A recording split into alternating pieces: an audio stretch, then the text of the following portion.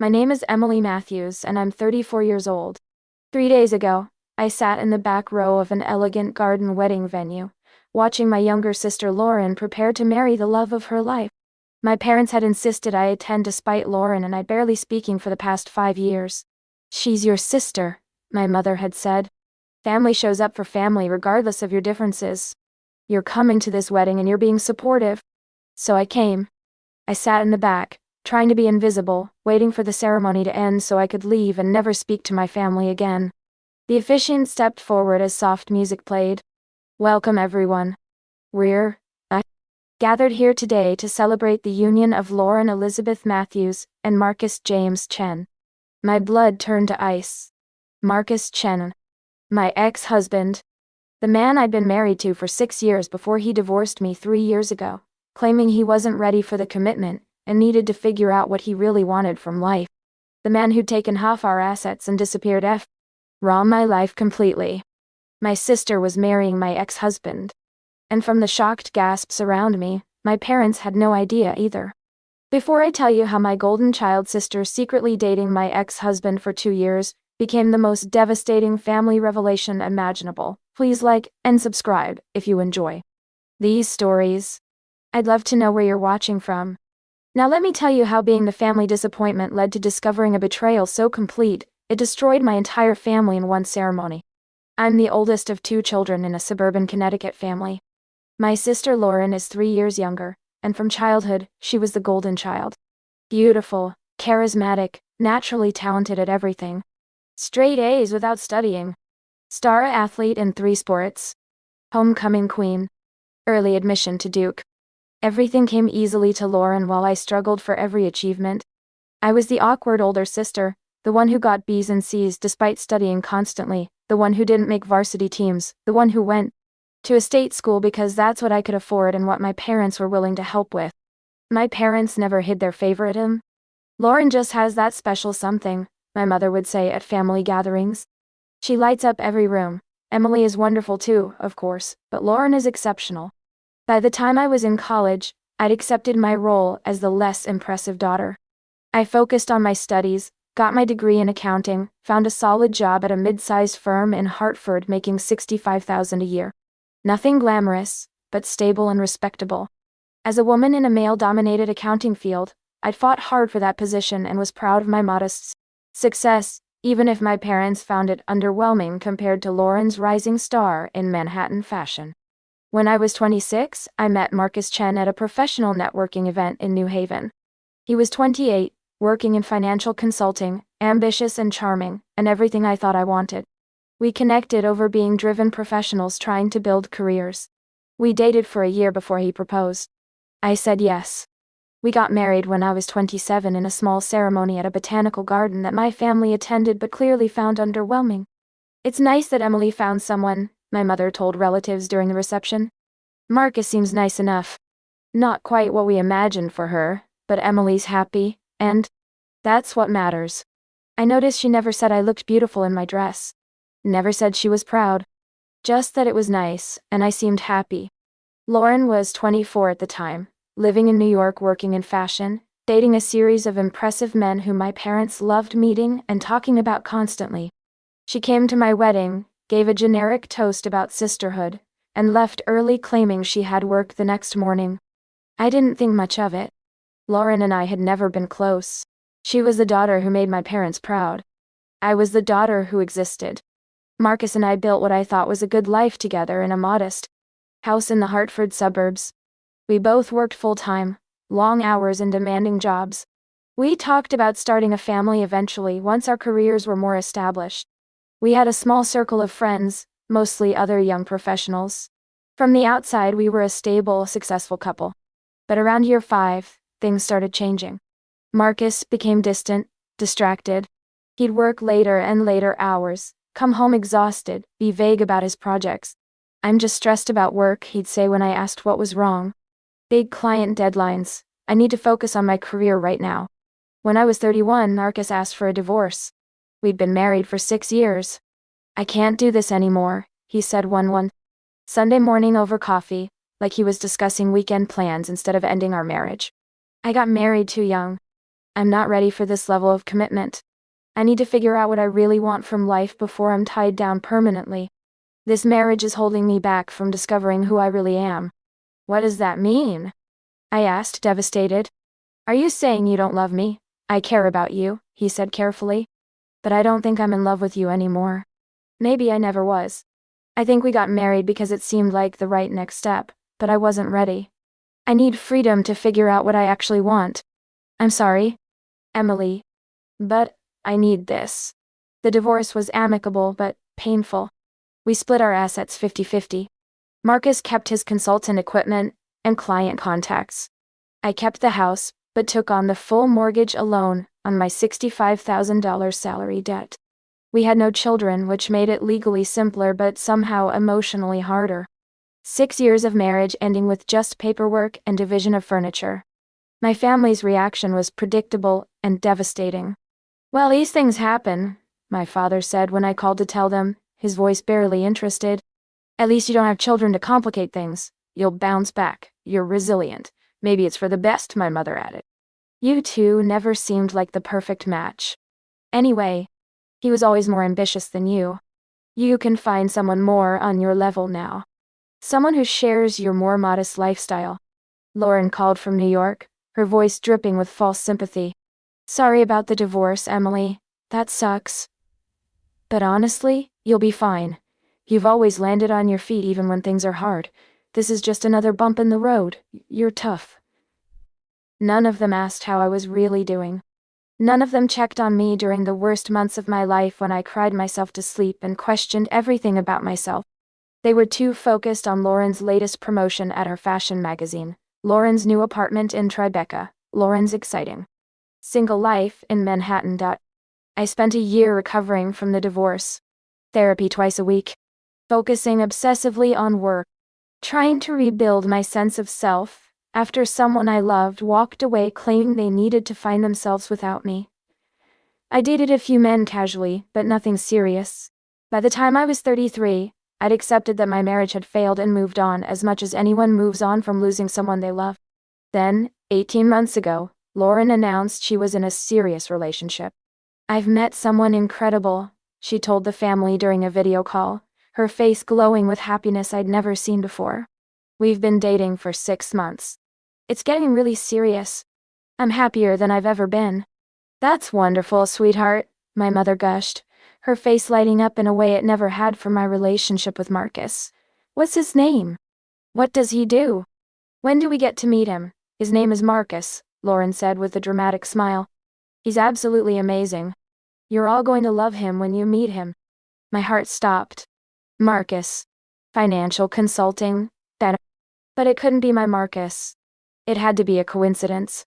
Marcus was a common enough name. There were probably hundreds of financial consultants named Marcus in New York City alone. "Marcus what?" I asked, my voice sounding strange even to my own ears. "What's his last name?" "Marcus Chen," Lauren said, looking directly at the camera, directly at me. "Why, do you know a Marcus Chen?" "That's my ex-husband's name," I said slowly, carefully. "And he's a financial consultant. But it can't be the same person. That would be..." "Oh," Lauren said, her expression shifting to something I couldn't quite read. "Discomfort? Guilt? Satisfaction? Well, I'm sure it's a different Marcus Chen. Pretty common name. Anyway, he's wonderful. I've never been this happy. We're talking about moving in together soon." The call ended shortly after. I immediately searched for Marcus on social media. His profiles were set to private, and he'd unfriended me after the divorce. I searched desperately for Lauren's recent posts. She was careful, I realized. Never posting clear photos of her boyfriend. Always keeping his face obscured or out of frame, claiming it was about respecting his privacy and not wanting to exploit their relationship for social media. But in one photo from 3 months earlier, I saw a hand wearing a distinctive IE watch. A vintage Rolex that Marcus had inherited from his grandfather, unique with a custom engraving on the back. The same watch Marcus had worn throughout our marriage. My sister was dating my ex-husband. I was almost certain of it. But I had no proof beyond a watch and a blurry Instagram photo. And when I brought it up to my parents in a panicked phone call, they dismissed me immediately. "Emily, you're being paranoid," my father said, his tone annoyed. There are probably dozens of Marcus Chens who are financial consultants in New York City. You're seeing connections that aren't there because you're still hurt from your divorce. You need to move on. Lauren wouldn't do that to you, my mother added firmly. Date your ex-husband? Betray you like that? That's absurd. She'd never be that cruel. You're projecting your own issues onto her happiness. It's not healthy, Emily. You should talk to your therapist about this jealousy. I'm not jealous, I protested. I'm concerned. Something feels wrong about this. Can't you at least ask Lauren to? No, my mother cut me off. We will not interrogate Lauren about her relationship based on your paranoid suspicions. She's happy. Be happy for your sister instead of trying to create drama. Honestly, Emily, this is beneath you. I tried to talk to Lauren directly. She didn't answer my calls for 2 weeks. When she finally called back, she was immediately defensive. Emily, stop being weird about this. My boyfriend is not your ex-husband. You need to let go of this paranoia. It's unhealthy. I'm happy. Why can't you just be happy for me? Can I just meet him? I asked, trying to keep my voice calm and reasonable. Just see for myself? Have coffee with you both. If he's not Marcus, great. I'll apologize. But if he is... No, Lauren said firmly. Absolutely not. You're being creepy and possessive. My relationship is private. I don't need my older sister's approval or inspection of my boyfriend. Back off, Emily. Seriously. This behavior is inappropriate and it needs to stop. Lauren, I'm just asking to... The answer is no, she interrupted. And if you keep pushing this, I'm going to stop talking to you entirely. I mean it. Leave my relationship alone. She hung up. After that conversation, she stopped taking my calls entirely. My texts went unanswered. When I tried to reach out through family members, they all told me the same thing. I was being unreasonable, jealous, inappropriate. My parents took Lauren's side immediately and completely. You need to stop harassing your sister about her relationship, my mother told me in a cold, clipped voice during a phone call I'll never forget. She says you're obsessing over her boyfriend, making accusations, trying to ruin her happiness. This is unacceptable, Emily. If you can't be supportive of your sister, then you need to distance yourself until you can get your issues under control. My issues? I asked, stunned. Mom, I think Lauren is dating my ex-husband. That's not jealousy. That's a legitimate concern about... Enough, my father's voice came on the line. Your mother and I have discussed this. Lauren is happy. Her relationship is none of your business. If you continue this behavior, you won't be welcome at family gatherings. Do you understand? We will not allow you to poison your sister's happiness with your unresolved divorce issues. I backed off after that. What else could I do? I had no proof, just suspicion and a watch and a photo and a gut feeling that something was terribly wrong. But my entire family had turned against me for even questioning it. I was the problem. I was the jealous, unstable one. I was the sister who couldn't be happy for Lauren's success in love. Over the next year, Lauren's relationship with Marcus, the financial consultant, got more serious. They moved in together into a beautiful Williamsburg loft. Lauren posted vague couple photos on social media, always keeping her boyfriend's face hidden or turned away. Artsy shots of 2 coffee cups. Intertwined hands walking through the city. Silhouettes at sunset. Respecting his privacy, Lauren would comment when people asked why she never showed her boyfriend's face. He's shy about social media attention. He doesn't want to be all over my Instagram. I'm honoring his boundaries. My parents met Marcus exactly once, during a quick dinner in Manhattan that lasted less than 2 hours. He's lovely, my mother reported to me afterward, her voice pointed and deliberate. Very polite, very professional, perfect for Lauren. And Emily, he is absolutely not your ex-husband. Completely different person. Different face, different voice, different everything. You really need to work on these jealousy issues with your therapist. This obsession is unhealthy.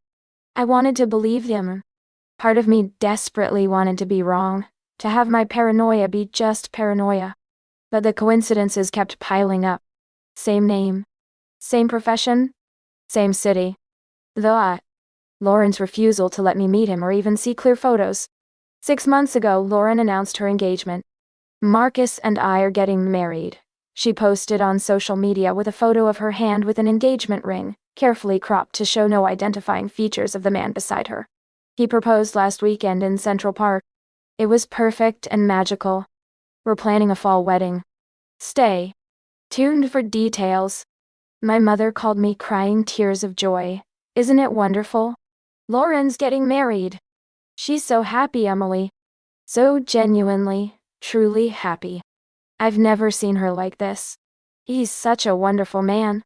My father talked about how proud he was, how he'd always known Lauren would find someone special, how excited he was to walk his baby girl down the aisle.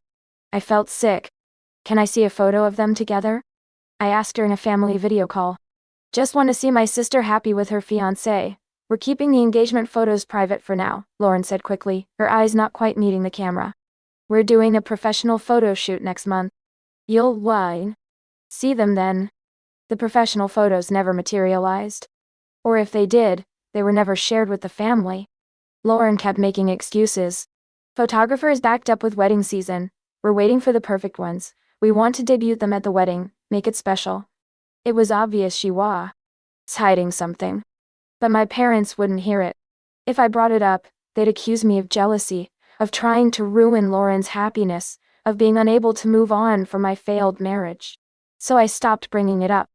I watched from a distance as Lauren planned her perfect wedding to a man whose face no one in our family except my parents had ever clearly seen. 3 months ago, Lauren sent out wedding invitations. I received mine in the mail, thick, expensive cardstock with elegant calligraphy.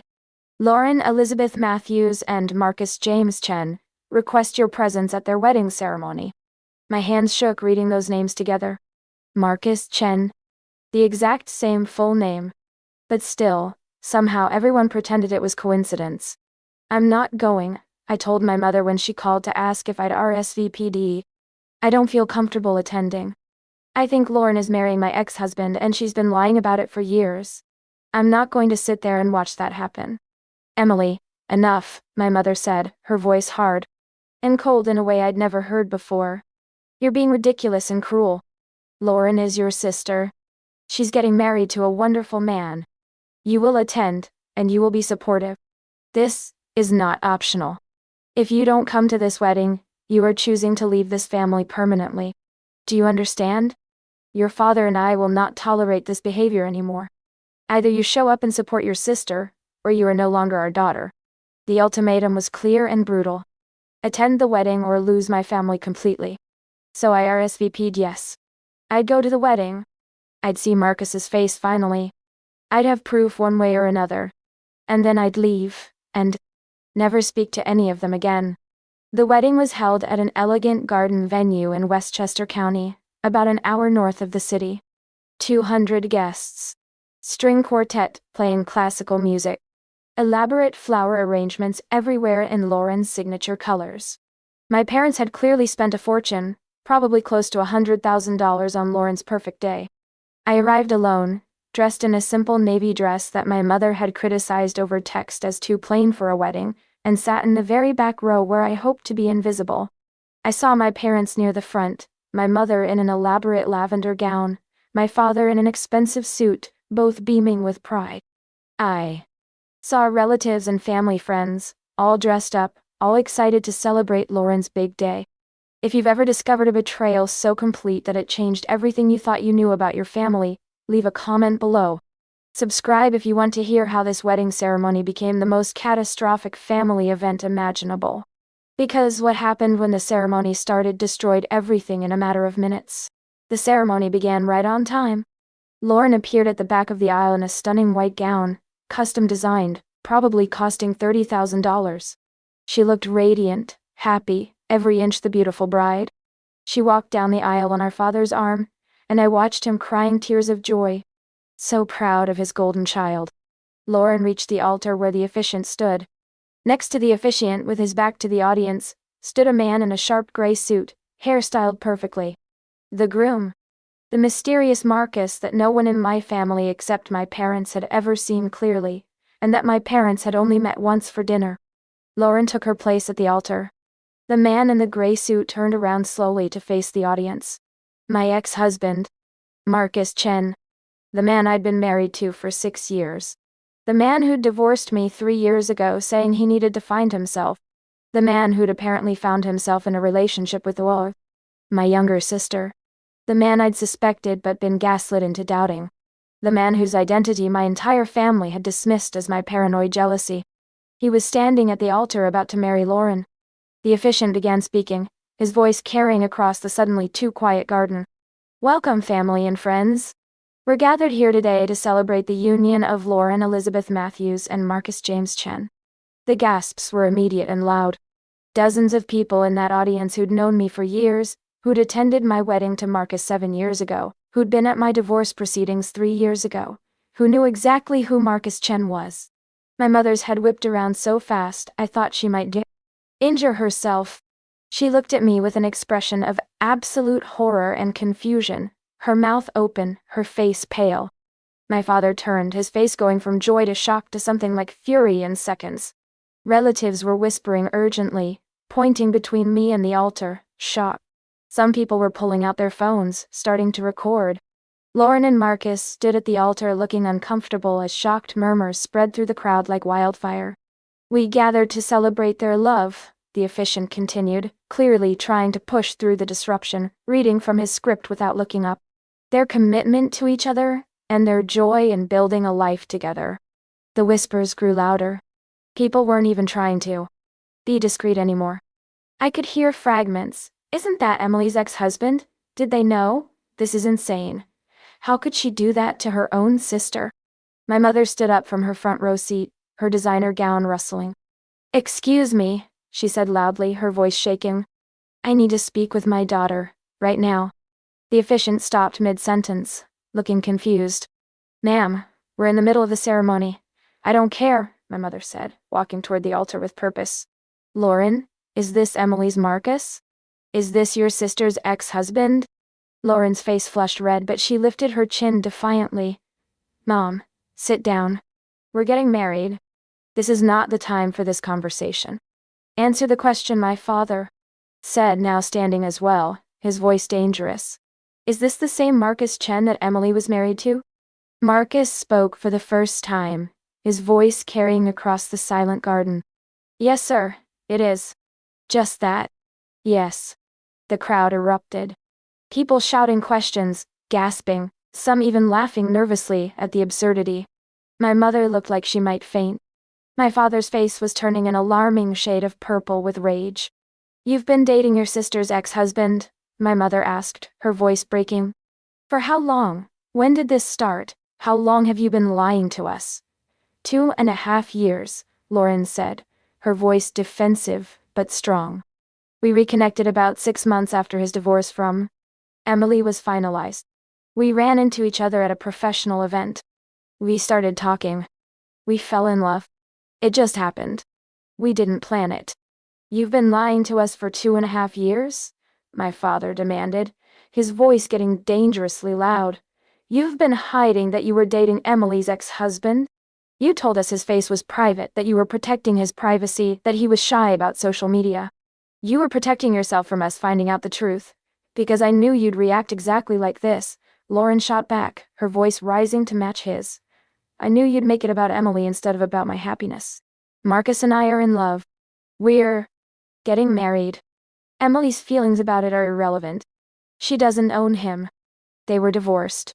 Marcus was free to date whoever he wanted. I did nothing wrong. You did everything wrong, my mother said, her voice breaking completely, tears streaming down her face, ruining her makeup. You betrayed your sister. You've been lying to your entire family for years. This is unforgivable, Lauren. How could you do this? Emily betrayed herself, Lauren said coldly, and I felt the words like a physical blow even from the back of the venue. She was a terrible wife. Marcus left her because Emily was boring and unambitious and couldn't keep up with him professionally. He came to me after the divorce, we reconnected, and we fell in love. That's not betrayal. That's two people finding happiness after Emily failed to provide it. Every head in the venue turned to look at me in the back row. 200 pairs of eyes. I sat frozen, wanting to disappear, wanting to die, wanting anything except to be the center of this catastrophic moment. Is that true, Emily? My mother called back to me, her voice desperate. Were you a bad wife? Did you drive Marcus away? No, I said, my voice barely audible, then louder, finding strength I didn't know I had. No. I loved Marcus. I supported his career ambitions. I gave him space when he asked for it. I worked full-time while managing our home. I did everything I could to make him happy. He left me saying he wasn't ready for commitment, that he needed to figure out what he wanted from life. I thought that meant soul-searching or therapy or career changes. I didn't know it meant he was leaving me for my sister. You didn't know because we didn't tell you, Marcus said, speaking directly to me for the first time in 3 years, because we knew you'd try to stop us. You'd guilt trip Lauren. You'd make it about you and your hurt feelings. You'd poison our relationship before it could even begin. But our relationship has nothing to do with you, Emily. I fell in love with Lauren. That's all that matters. When did you start dating? I asked, standing up now, my voice getting stronger. Marcus, when did you actually start dating my sister? Be honest. For once in 3 years, be honest with me. He hesitated. Lauren jumped in quickly. 6 months after your divorce was final, like I said, we reconnected at an event and it became romantic. No, I said, pieces clicking together with horrible clarity. You met her before that. You met her during our marriage. Didn't you?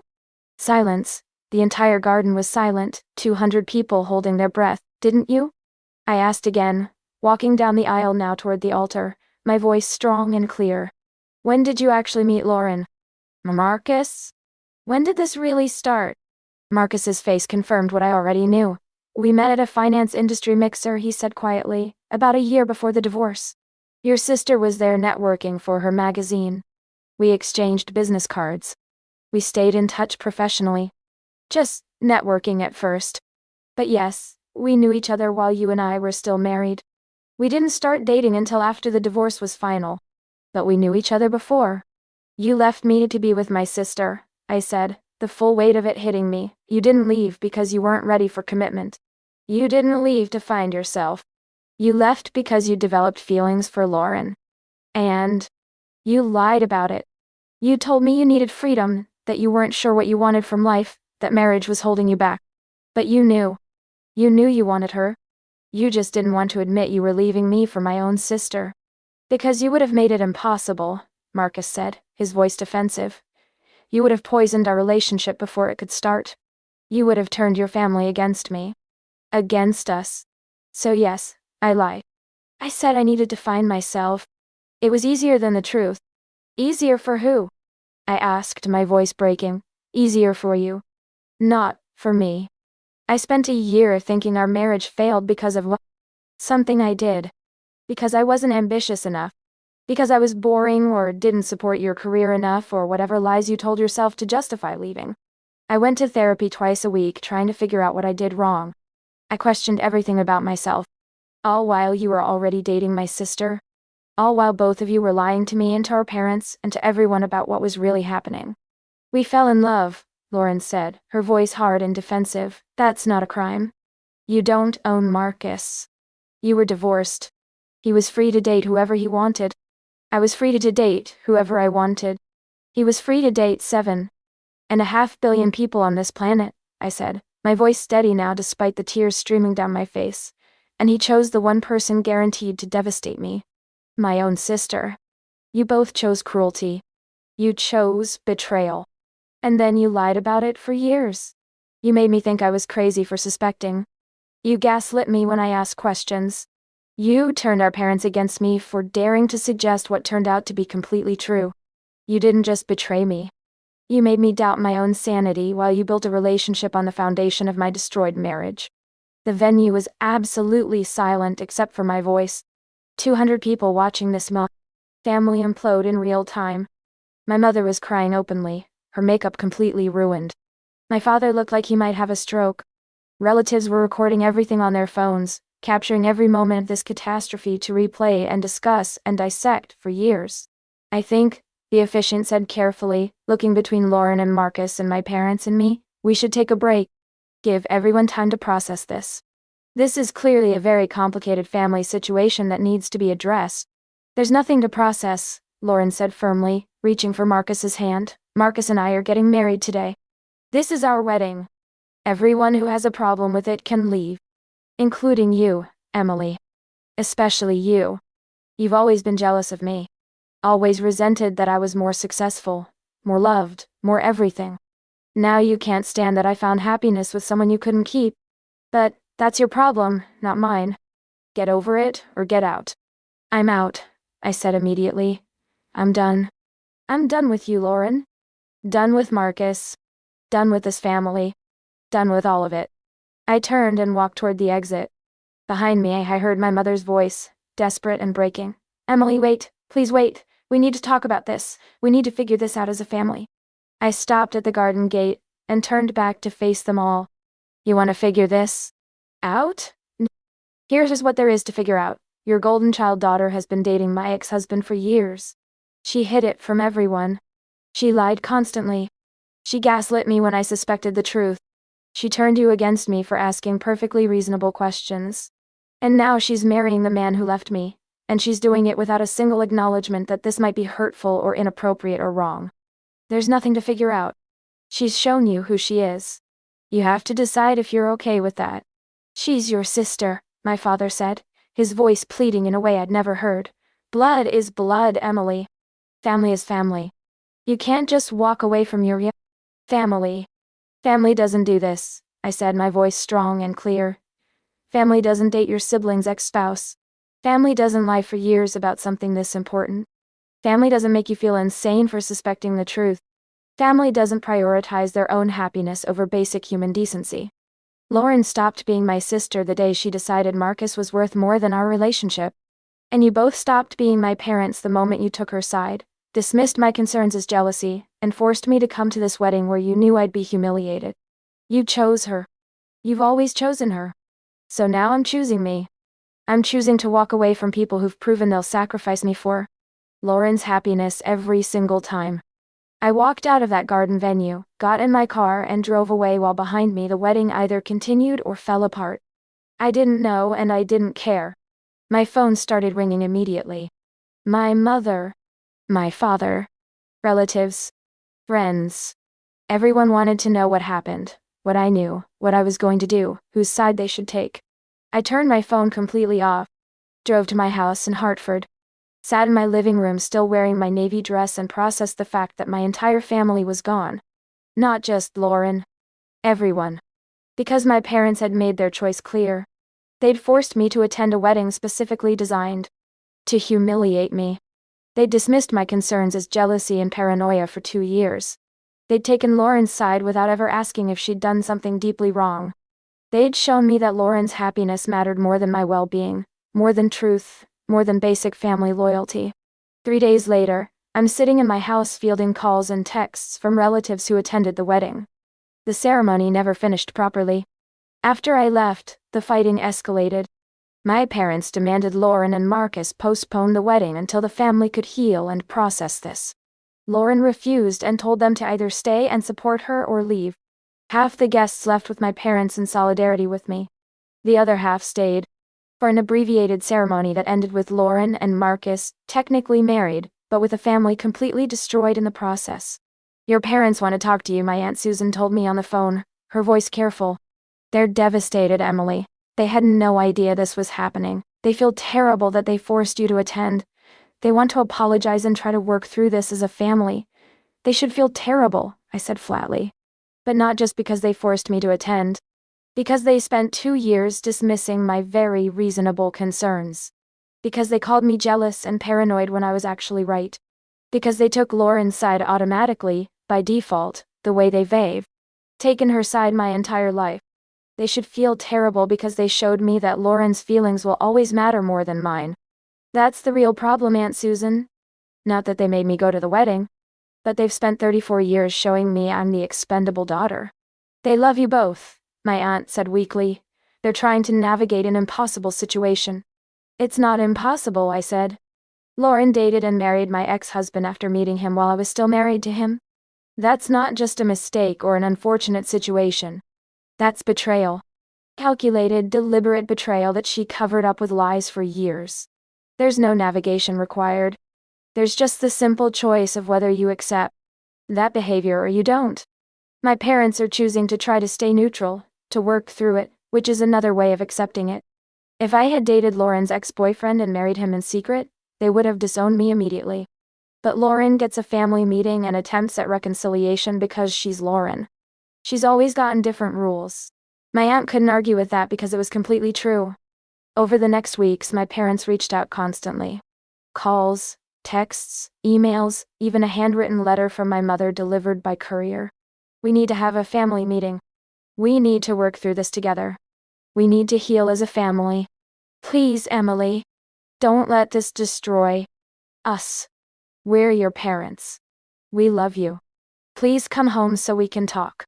There's nothing to work through, I told my mother when I finally answered one of her calls. Lauren made her choice when she decided to date Marcus.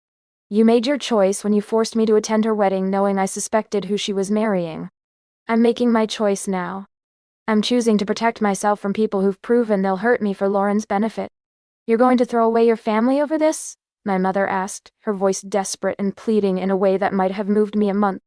Agat. You're willing to never speak to us again because your sister fell in love with your ex-husband?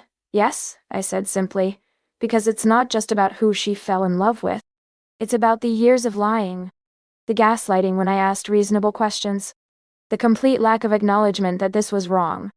If Lauren had come to me 3 years ago when she first developed feelings for Marcus and said, "This is complicated and I know it's going to hurt you, but I need to talk to you about this before anything happens," we could have worked through. It would have been incredibly hard and painful, but we could have tried to navigate it as family. Instead, she snuck around for years. She lied to everyone including you. She made me think I was crazy for suspecting the truth. And then she married Marcus at a wedding you forced me to attend. That's not love. That's cruelty. And I'm done with all of you. But we didn't know, my father said, having joined the call. We truly didn't know it was your Marcus until the ceremony started.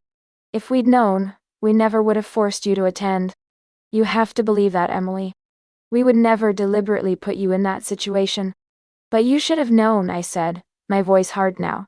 I told you for 1.5 years that I suspected Lauren was dating my ex-husband. You called me paranoid. You called me jealous. You said I was projecting my failed marriage onto Lauren's happiness. You dismissed every single concern I raised. You took her side automatically without even asking her to prove I was wrong. You could have asked to see a clear photo of her boyfriend. You could have insisted on meeting him properly before the wedding. You could have done a dozen simple things to verify the truth. But you didn't, because you'd rather believe Lauren and think I was the problem than consider that your golden child might be capable of something cruel. We made mistakes, my mother admitted, crying openly. We should have listened to you more carefully.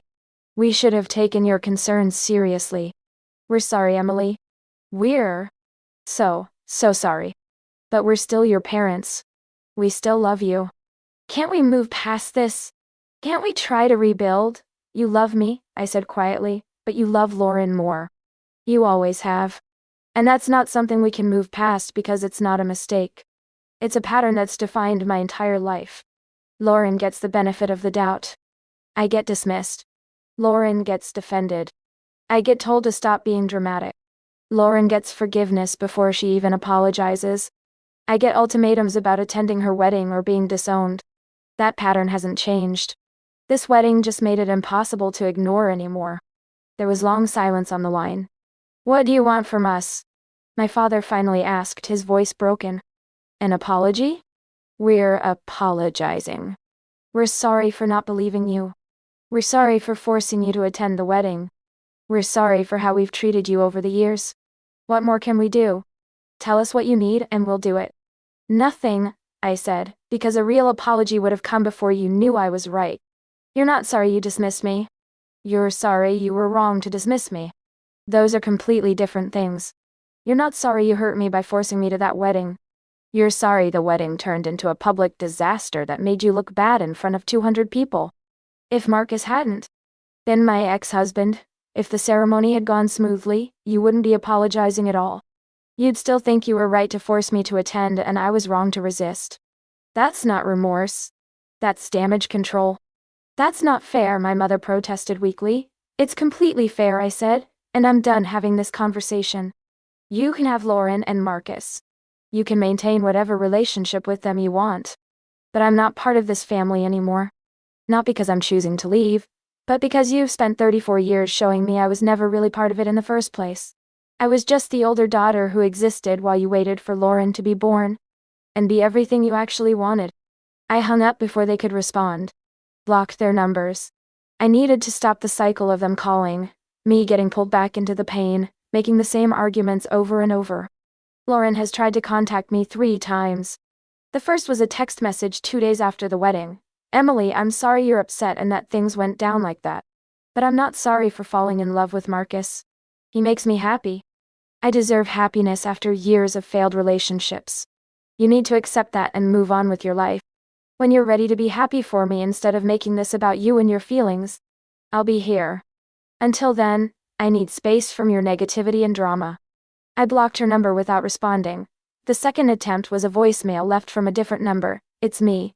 Look, the wedding was a disaster and that sucks. But Marcus and I are married now. That's not changing. We're family whether you like it or not. He's your brother-in-law now. At some point you're going to have to deal with that reality. The sooner you accept it, the easier it'll be for everyone. Call me back so we can talk like adults. I blocked that number too. The third attempt was a letter that arrived at my house last week. I recognized her handwriting on the envelope. I held it for a long time, debating whether to open it. Finally, I threw it in the fireplace and burned it without reading whatever justifications or excuses or accusations she'd written. Nothing she could say would change what she did. Nothing would make the betrayal hurt less, or be more acceptable. Marcus hasn't tried to contact me at all. I suppose that's something. At least he's not pretending there's anything left to say between us. He made his choice when he left our marriage for my sister. He doesn't get to explain or justify or ask for my understanding now. I'm 34 years old. I have no relationship with my parents or my sister. No contact with the family I grew up in. Half my extended family has taken their side, saying I'm being too sensitive, too rigid, too unforgiving. Lauren made a mistake, my cousin Jennifer told me during a phone call I stupidly accepted. But she's family. You have to forgive your family eventually. You can't stay angry forever. Holding grudges just hurts you more than them. It's not a grudge, I said. It's a boundary. Lauren didn't make a mistake. She made a series of calculated choices over years.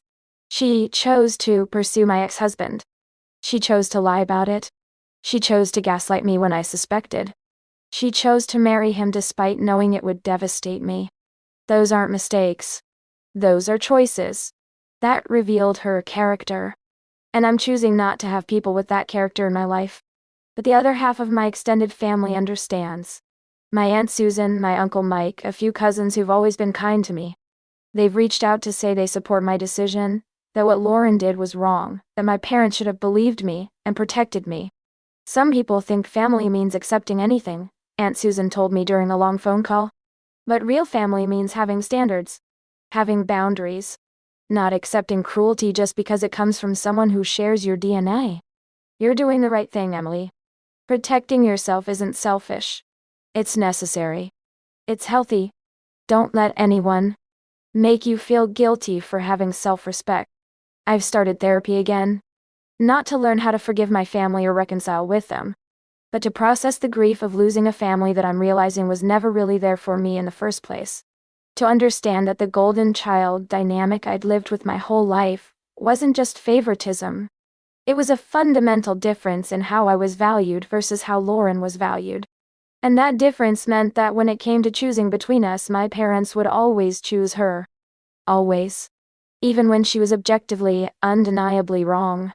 Do you think you'll ever reconcile with them? My therapist asked me last week. I don't know. I said honestly. Part of me wants to believe they could change. That they could acknowledge what Lauren did was wrong, and actually hold her accountable for it. That they could recognize the pattern of favoritism, and try to do better going forward. But, realistically, Lauren is married to Marcus now. That's permanent unless they divorce. My parents aren't going to reject her or her marriage. They're going to find a way to accept it, and move on, and expect me to do the same. And accepting it means accepting that what she did was okay. Which means nothing really changes, except that I'm not there anymore to be hurt by it. And how does that make you feel? She asked. Free, I said, surprising myself with the word. Sad but also free. I spent 34 years trying to earn my parents' love and approval. Trying to be good enough compared to Lauren. Trying to be worth choosing when it mattered. And I never was. But now I don't have to try anymore.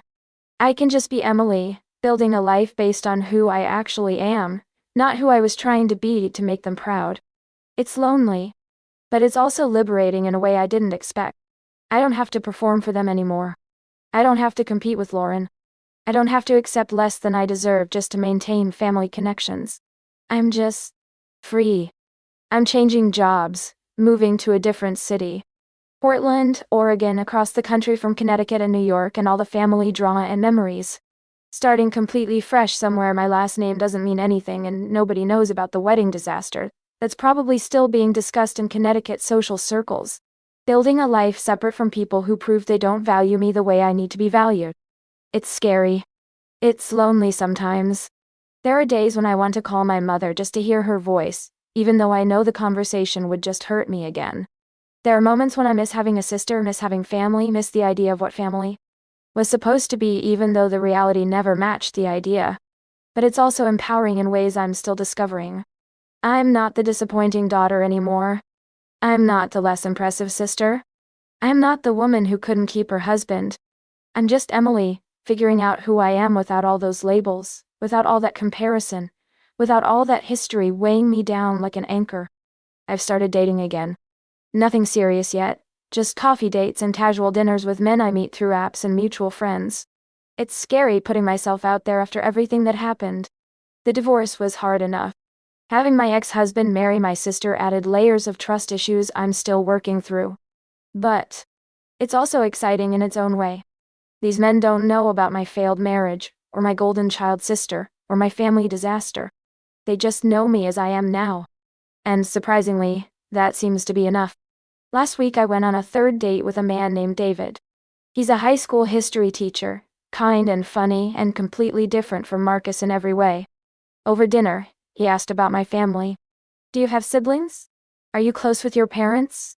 I'm really close with mine, and I'd love to meet yours eventually if this goes somewhere.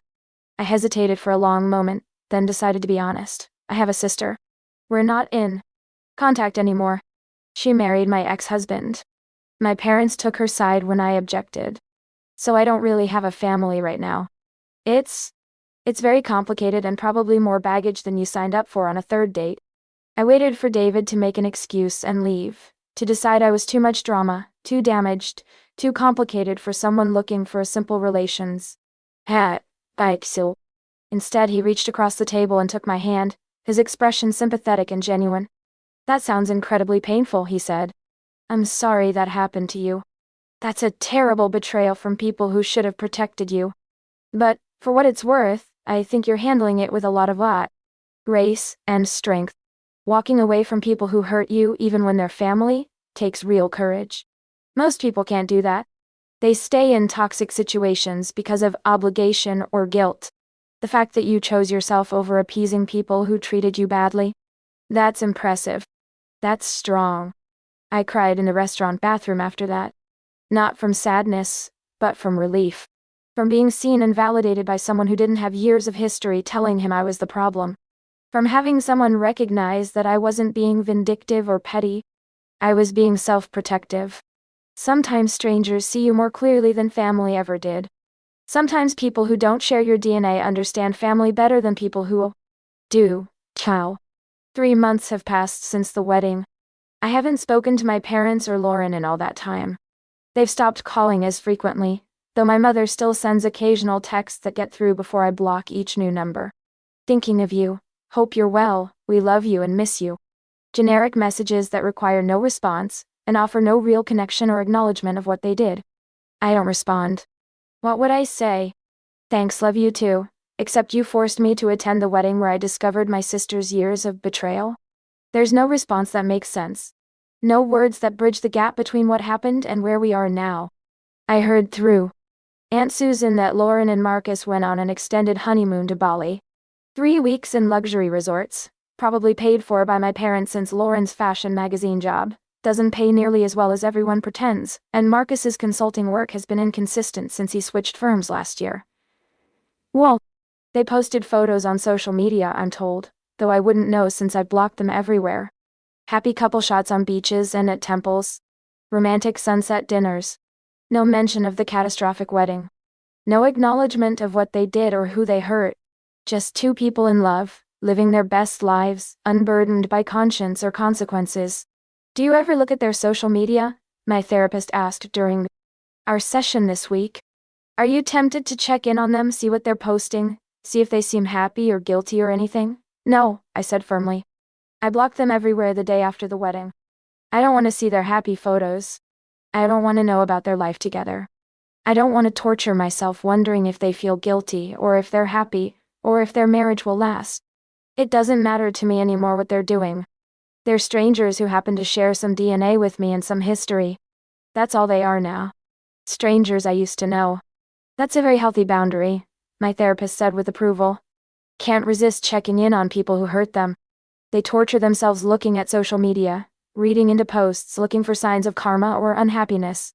The fact that you can maintain that boundary shows real growth and emotional maturity. Growth? That's what I'm calling it now. Not loss, though there's profound loss. Not failure, though it feels like failure sometimes when I think about how completely my family fell apart.